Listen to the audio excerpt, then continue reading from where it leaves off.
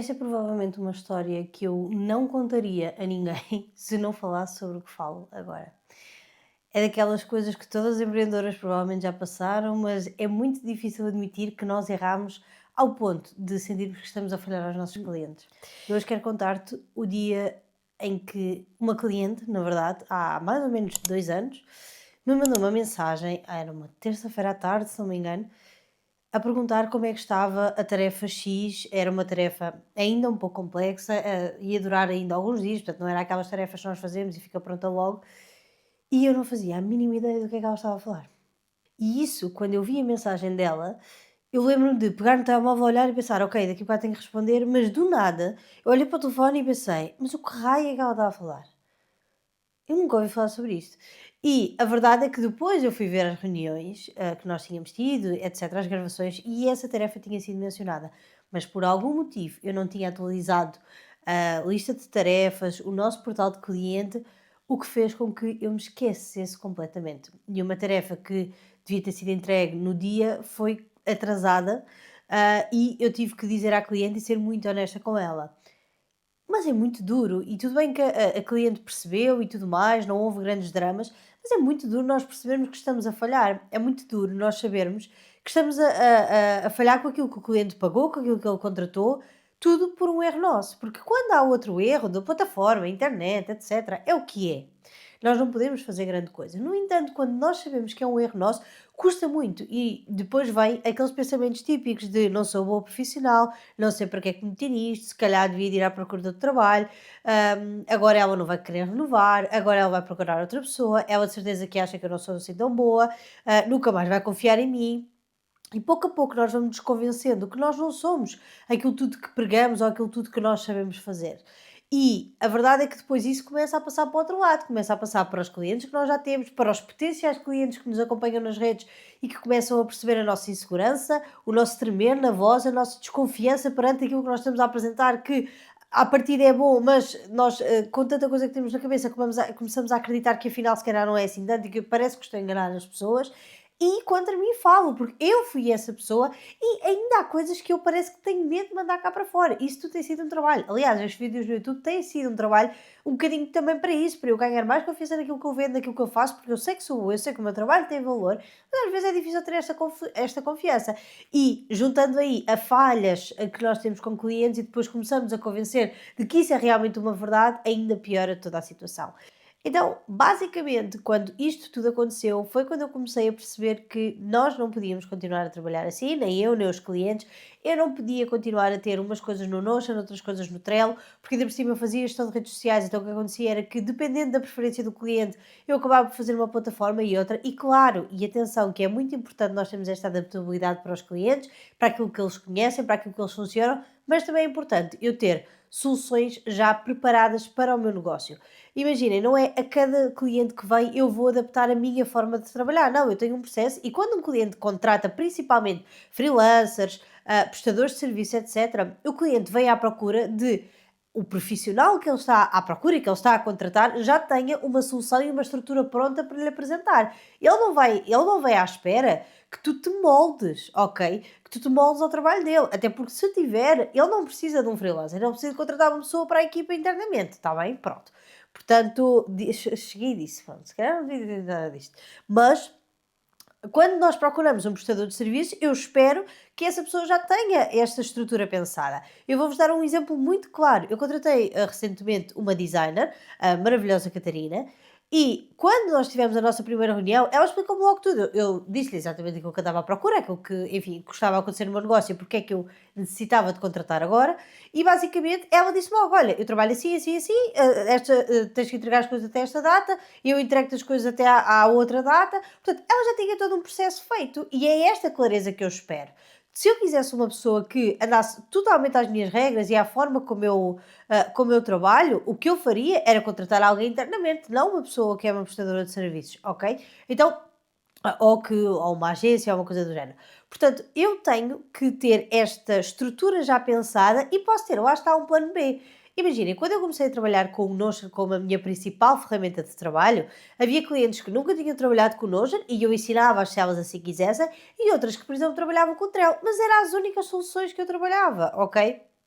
até porque também eram plataformas já famosas, etc, também facilitou um bocadinho nesse sentido, mas eu tenho que ter já uma estrutura, se for para trabalhar com este programa, é assim que nós vamos funcionar, se for trabalhar com o outro programa, é assim que nós vamos funcionar. E isto é processos e caminhos e estruturas que tu vais construindo com o tempo, ok? Mas eu aqui falo principalmente do Notion, porque é a minha principal ferramenta de trabalho e aquela que eu conheço melhor e que acredito piamente que é a ferramenta que mais se adapta a qualquer realidade, a qualquer negócio e que dá para fazer infinitas coisas que muitas das vezes nós não sabemos aproveitar. Então, o que é que acontecia? Eu tinha muitas informações espalhadas, eu tinha montes de conversas no WhatsApp. Algumas clientes eu tinha, por exemplo, uma conversa privada com elas e depois outra conversa com a equipa. Eu tinha uma coisa aqui, uma coisa ali. Por exemplo, pastas do Drive partilhadas comigo, mas que eu tinha que ir ao e-mail e dar para baixo à procura, ou até nos favoritos, etc., para ver onde é que estavam os links para eu conseguir ir buscar materiais, tipo imagens, informações, tabelas, o que fosse, ok? E isso comia-me metade do dia. Basicamente, só à procura de informações, eu estava horas e horas e horas e horas, o que era horrível, porque a verdade é que eu não conseguia ser produtiva. Se uma cliente me perguntasse uma coisa agora para responder no instante, eu não era capaz, mesmo numa reunião. Imaginem reuniões semanais, quinzenais, mensais. Se a cliente me perguntasse alguma coisa, ou eu já tinha de ter isso antecipado e ter ali toda a informação ao pé de mim, já escrita, apontada, ou mil e um separadores abertos, ou então, eu ia demorar imenso tempo a responder. E imaginem-se com uma cliente em reunião, em que a pessoa está a contar com o vosso profissionalismo e com a vossa rapidez de resposta, e do nada vocês não sabem responder porque têm que andar à procura de mil e uma coisas. Não, o cliente espera que vocês sejam minimamente organizadas e que tenham essas informações. Então, foi aí que eu comecei a perceber: não, isto tem que mudar, isto não é saudável para mim, não é saudável para o meu cliente também, porque estou-lhe a dar dores de cabeça, não o estou a fazer sentir seguro e não é saudável de todo para o meu negócio, porque mais de metade da minha produtividade vai só para a procura de coisas e de informações. Para além de que, muitas das vezes, eu achava que estava sempre alguma coisa a escapar-me, sabem? Basicamente, eu dava à procura de alguma coisa, etc. Ou eu achava que as tarefas, chegava a sexta-feira, as tarefas estão todas feitas. Ok, mas parece que me estou a esquecer de alguma coisa. Será que eu fiz realmente tudo? Toca de ir às mensagens, ver se havia ali alguma coisa que tinha sido pedido que eu não tinha dado por isso. Então, isto é mesmo coisas que eu acredito que tu passes, porque eu passei durante muito, muito tempo. E isto consome-nos muito autoestima, trabalho, etc. E basicamente, então, o que é que eu comecei a perceber? Que eu tratava a gestão de clientes, portanto, estas mensagens que o cliente me ia mandando, as tarefas, as perguntas que ele me fazia, estas coisas todas como parte do trabalho. Ok? Era uma coisinha mínima que eu não precisava de me preocupar, que não era nada muito importante que eu tivesse que me preocupar, era simplesmente parte das tarefas. Mas as coisas começaram a mudar quando eu comecei a tratar realmente a gestão de clientes como ela é, com atenção, com rigor, com a cliente está a falar comigo. Primeiro, falar com uma cliente de cada vez. E uma reunião de cada vez. Se eu estou naquela reunião, imagina, eu estou numa reunião com uma cliente, ela está comigo e está a mostrar-me, a contar-me projetos que vamos começar a fazer, coisas que vamos abrir, etc., vagas para um curso, blá blá blá. E ela vai-me dizendo então as tarefas que ela espera de mim e aquilo que ela precisa de mim. Eu aponto tudo. E caso tu não queiras apontar, tu hoje tens muitas ferramentas de inteligência artificial que te fazem a transcrição das reuniões, ok? Por exemplo, o Firefiles, ok? Eu vou deixar aqui escrito o nome para ser mais fácil até procurar.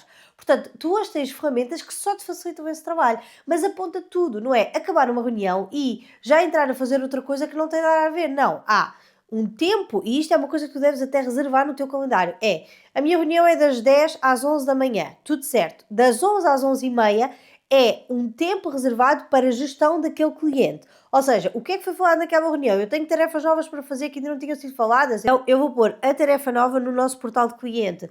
Há alguma coisa, alguma informação que aquela cliente me deu que eu tenho que apontar para no futuro, por exemplo, alguma ideia que ela tenha tido e eu tenho que lembrar daqui a uns tempos quando fizermos isto? Então, eu vou apontar no meu portal de cliente. Como é que estão as minhas tarefas? O meu calendário? Será que preciso criar já o link para a nossa próxima reunião ou alguma coisa? Eu vou já fazer e vou pôr esses dados no nosso portal de cliente. Portanto, esta gestão de cliente deve ser feita como prioridade, não só como quando der tempo eu faço. Não, tem que ser como uma prioridade para te facilitar a ti o trabalho no teu dia a dia e para facilitar ao cliente sentir segurança no teu trabalho e também agilizar este tipo de comunicação. E agora eu gostava muito de perceber, e isto porque lá está, eu tenho a minha realidade, tenho a realidade de muitas empreendedoras e prestadoras de serviços com quem eu já trabalhei, já tive equipas com elas, já trabalhei diretamente, já prestei consultoria, já organizei os seus negócios, mas eu gostava de saber de ti, como é que tu hoje fazes a gestão dos teus clientes? Também tens este tempo reservado, logo após as reuniões, tens uma vez por semana, uma vez de 15 em 15 dias, não me digas por favor uma vez por mês, ok? Não, não, não, não, está bem?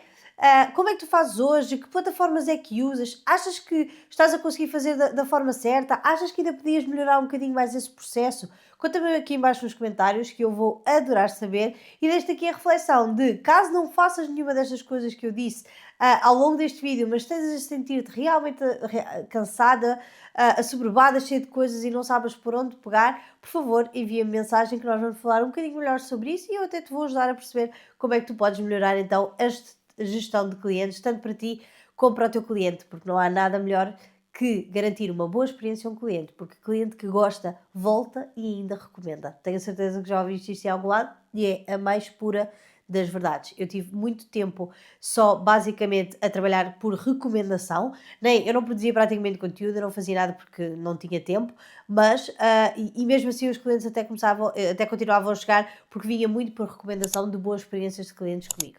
Por isso, nunca deixes isso de parte e nós vemos no próximo vídeo. Tchau!